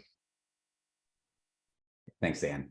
The multiple authorization paths, I think, are fundamental and necessary to allow FedRAMP to scale, but it needs to happen with clear and consistent determination of minimum qualifications or minimum acceptability thresholds.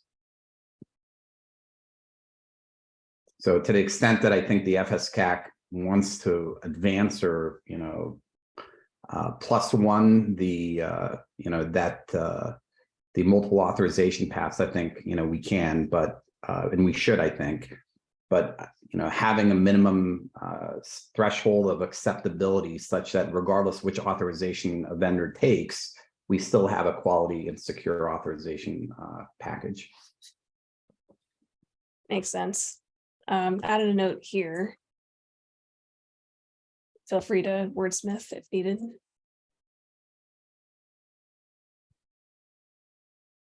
Well, and I think one point that Bo made is, or that I would also second, is that it should apply equally regardless of the authorization type. Like that minimum acceptable risk threshold should be the standard regardless of the authorization path. Yeah, and just to echo what Marcy is saying here is that, like it or not, there's this presumption across government as well as industry that the JAB authorization is the gold star and agency authorization is the silver star. And it shouldn't be that way because Right. these authorizations are all set to the same exact requirements, same exact considerations. And where they vary is that the JAB holds a harder line and agencies do not. Right. That makes sense.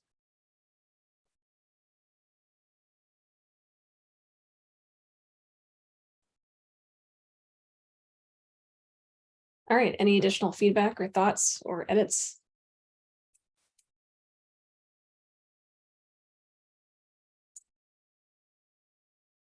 Or requests for scrolling?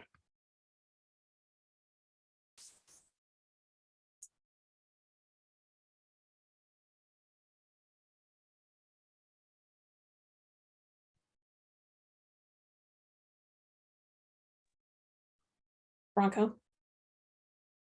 Question for everyone. One of the earlier bullets talks about automation possibly increasing the cost for small CSVs.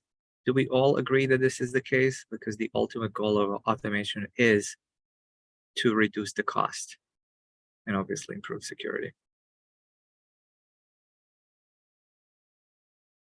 Daniel? Is this, again, my question is this a I can FSCAC correct. Yeah, position?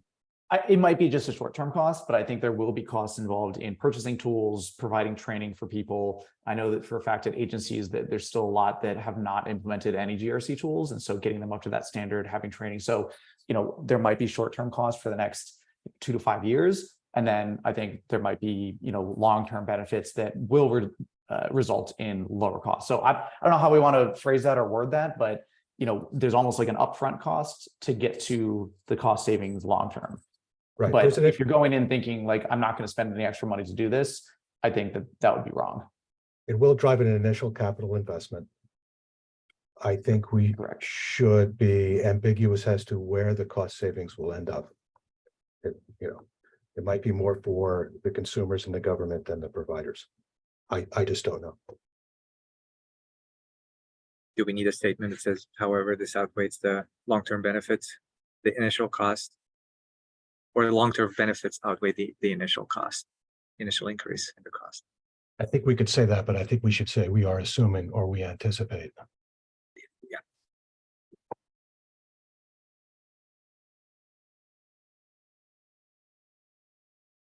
And again, this is John, Bluescape, small business. Yeah, that's exactly the challenge. Like the more money one has to lay out up front as a small business to start this process, the more foreboding the whole process seems.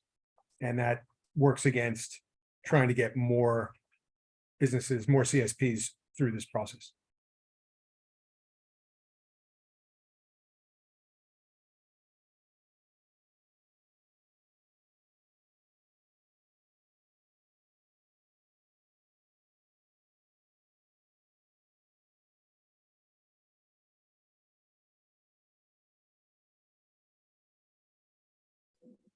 Sorry, I was muted. Does this feel like a fair summary of what was discussed?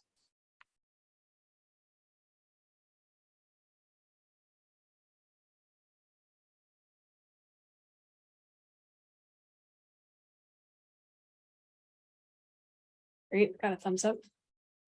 I'm not sure it's compliance cost versus infrastructure or. Could just have it be costs. That feels more accurate.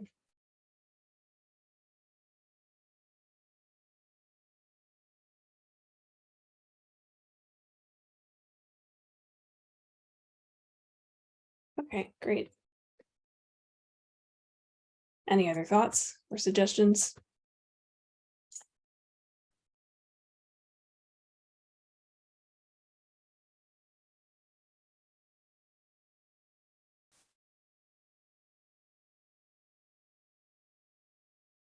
Do we feel ready to move on to the next step, which would be to vote yes or no to ratify this one-pager summary that we created to deliver to the administrator? Let's see some thumbs ups if folks are ready to move on, and raise hands if you would like to continue to discuss some issues. Bo? Hey, is Ashley or Eric still with us? Hi, this is Michelle. Ashley and Eric both had to go. We do still have Carol Bales on the line. And she can, if she cannot answer questions, she can, capture them to take back to OMB for us. Yeah, I was just thinking about one thing. Also, Lord Gerhard as well. Okay, yeah, I was just thinking about one thing that might be missing here, because we've not touched base specifically on Conmon, and one of the things consistently across our discussions has been the varying levels of Conmon that are done across FedRAMP agencies for FedRAMP agency authorizations, and then certainly with FedRAMP JAB authorizations. There is a suggestion within the memo that the FedRAMP PMO is going to be doing a certain level of Conmon across all cloud services, regardless of authorization type. Does that mean that all Conmon is effectively moving from agency to FedRAMP PMO?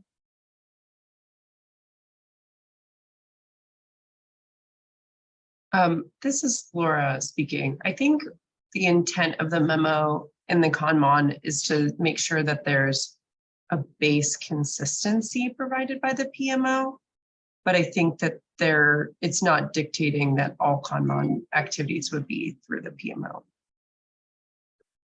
This is one of the recommendations I think that the group had made. I don't want to put words in my colleagues' mouths here, but was for perhaps the FedRAMP PMO to take more of an active role to ensure that consistency around continuous monitoring. It might make sense if we still believe that to add that as a pressing point within the memoranda for an expanded role above and beyond that which is stipulated within the memo.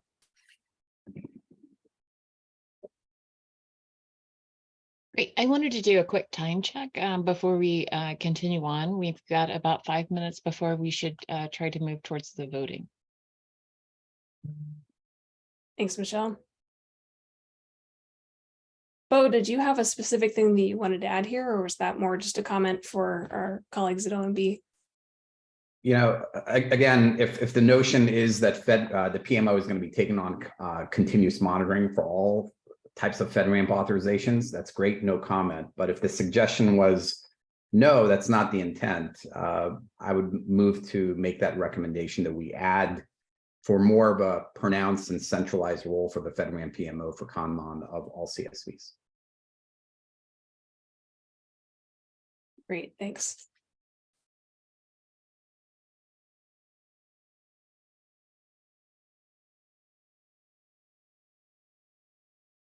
All right, John and then Bill. So once again, John, Bluescape, I'll just go to and you know, have one note up there in small business line. And I just want to go back to when Eric started his presentation. He spoke to OMB's goal is to drive an order of magnitude of growth in a FedRAMP, which I think we all hear. We all think it's a great program.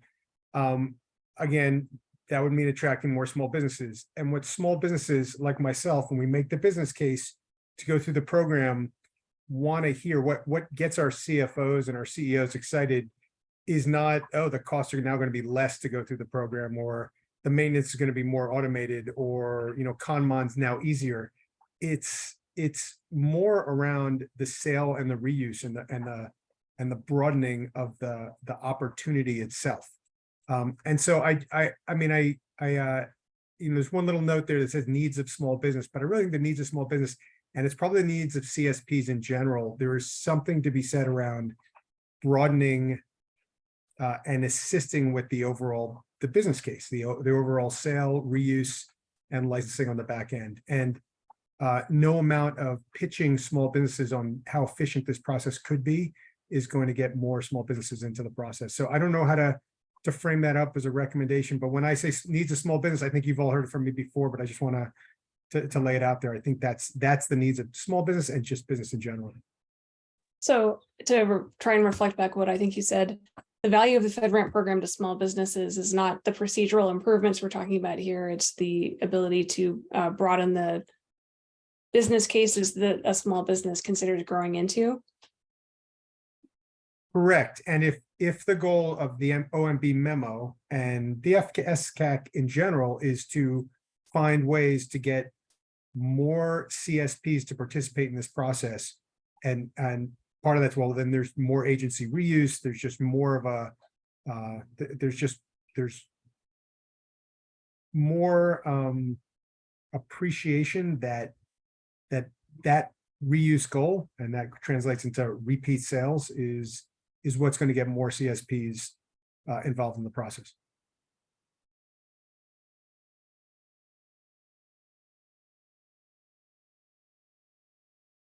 Okay, that's helpful. Do you feel like this relates to a particular part of the memo that we're commenting on, or is that just more a general statement of OMB should be aware?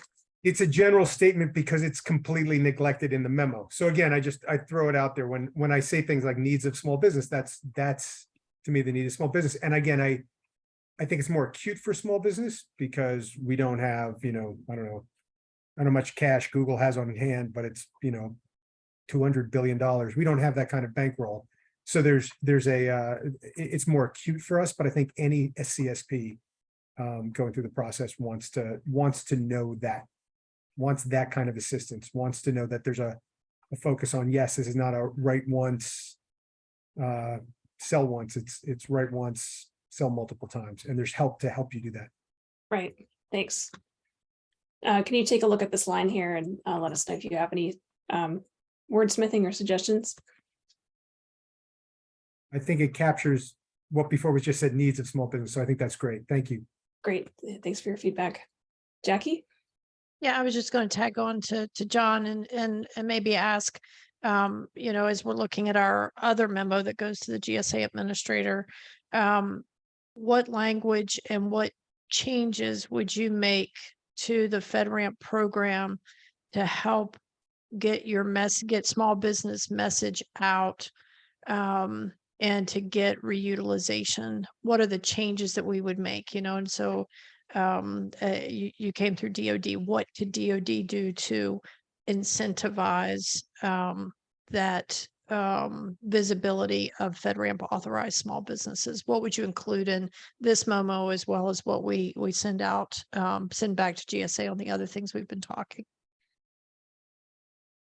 I think that's a question for me. I would love to spend a lot of time talking about that because I do have some thoughts. I think, again, for the FSCAC process and memo that we're bringing forward, look, we agreed as a group to really just make our recommendations around ConMon, around whatever the 3 topics were. So it might be irrelevant, my thoughts on that topic. And I think for this OMB feedback, it's probably good enough, just this high level bullet. But I would definitely relish that opportunity to make this a committee topic. And so Jackie, thank you for feeding into that, a committee topic that we can talk about maybe in 2024 and spend some time on. We'll take that back to the FSCAC planning team. It's a great suggestion.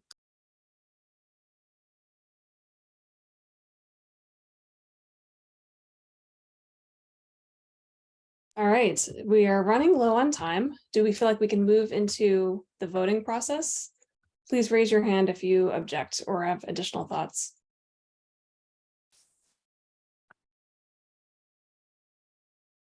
Bronco and then Bill. And I hate to be that person, but I am a little concerned that we are voting on an unfinished product. This is still not the final version. It still requires some edits. That's all I wanted to say. That's fair. I mean, we can sit here together for 5 minutes and the FSCAC team and I can do the final edits and then make us late for our next meetings, or you can trust us to follow the guidelines laid out that are modeled by the first bullet point. Since we're excited about being pedantic, do you have an opinion? Strong opinion? I'll defer to my colleagues. Okay. Bill? On a separate note, I would be remiss in my duties if I didn't point out, as a former OMB staffer, I'm intimately familiar with unfunded mandates. And I certainly know that this is also a memo that is coming out from the management side of the office, the budget side of the office. So although that this memo is not going to address budget side concerns, neither should it. I do think that as the FSCAC, that it's well within our authority and ability to, in our note to the GSA Administrator, we add budget implications that we strongly suggest that OMB should take the budget considerations into account here, both in the nature of making sure that GSA has proper funding so that this program can continue to operate, given our focus on automation specifically. And moreover, that the agencies have proper budgets so that they can be proper authorizing officials for this overall concept. Again, I understand the difference between the 2 sides of the house there, but this is an opportunity. I think it's important that we take it. Yeah, I strongly support that bill. And I think that should be for the consuming agencies as well as all the agencies that are identified with roles and responsibilities in the memo. So I tried to capture that here, which is the FSCAC strongly suggests that the OMB authors of the memo discuss this work with the budget side of OMB. It would be nice for a change, yes. Agreed. Jackie? Yeah, I was just going to tag on to what Matt and Bill indicated, which was that the roles are not clear. And I had provided a comment as an additional comment, which is I can't know whether they're the technical representatives or how they're funded or what their role is moving forward, because the technical representatives are the ones providing to the JAB or providing all of that review material, ConMon, all of those kinds of things to the PMO. They are not funded. And it is getting very expensive to be an operator of the JAB. And so I can't tell if it's being replaced in this memo. And then if not, again, how is that funding mechanism? Because we are not funded and as an agency supporting the PMO, we have to come up with the funding. And so that's and then we're taxed by the PMO. So it's a really tough model that we have going here. So I appreciate that comment that they really are going to have to address the whole structure and the breadth of what is being provided by the supporting agencies. That's a very good point. And there's a lot in there too for like existing ConMon processes and new authorizations and how does that all get sorted out with JAB members. Do you, if the screen share could scroll up a little bit, Jackie, do you believe that the general statement here, I added a note about like agencies taking specific roles here. Does this generically cover what you just described? I know that we could cover it in more detail. I think so. I have done something to my Zoom screen where that's like 3 font. Yeah, I think that's good. Okay. And we, I think anybody reading this knows the breadth of what's in this statement. All right. I'll just keep asking if we're ready to vote until we're ready to vote. Are we ready to vote? Seeing some thumbs up.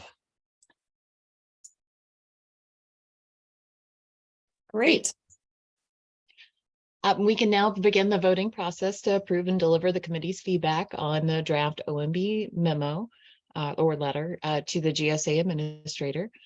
I will review the procedure with everyone so we're all on the same page. Should the committee feel that they are satisfied with this deliverable as it currently reads on your screen, or read on your, now it currently reads on your screen, a member of the committee may make a motion to vote on the first initiatives by stating, I move to approve the deliverable and deliver it to the GSA Administrator by November 20th date.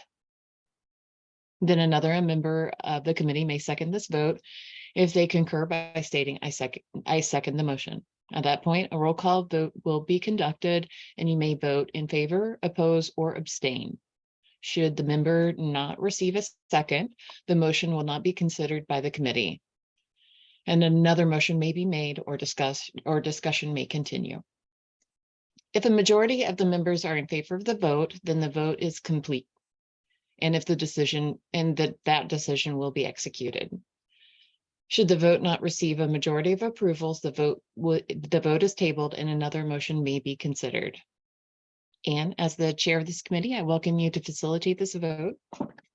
Thanks, Michelle. As a member of this committee, I would like to officially make a motion to approve the deliverable as it currently reads and deliver it to the GSA Administrator by November 20th, 2023. Do I have a second? I second. This is Bo. Thanks, Bo. All right, Michelle. Fantastic. I will go ahead and do a roll call for the votes. First person up is Ann. How do you vote? I vote yay. Daniel, how do you vote? Yay. Michael? I think he may actually not be here. John? Yay. Jim? Yay. Marcy? Yay. Bronco? Abstain. Matt? Yay. Bo? Yay. Lamont? Yay. Newman? Jackie? Yay. Bill? Yay. And Josh? Yay. All right, great. It appears that we do have a majority to approve the memo. So congratulations on your first deliverable for the FSCAC. Thank you, Anne. We can now move to our final topic in the agenda today, and that's just closing remarks and then have the adjournment. Anne, the floor is yours. Thanks, Michelle. Yeah, I'd just like to thank everyone for joining and for this really productive and detailed and rigorous discussion we had. So thank you for your time. Thank you for your experience and expertise. Thank you for listening to each other. And thank you for getting a lot of work done in a few number of hours here. So really appreciate it and look forward to our next meeting.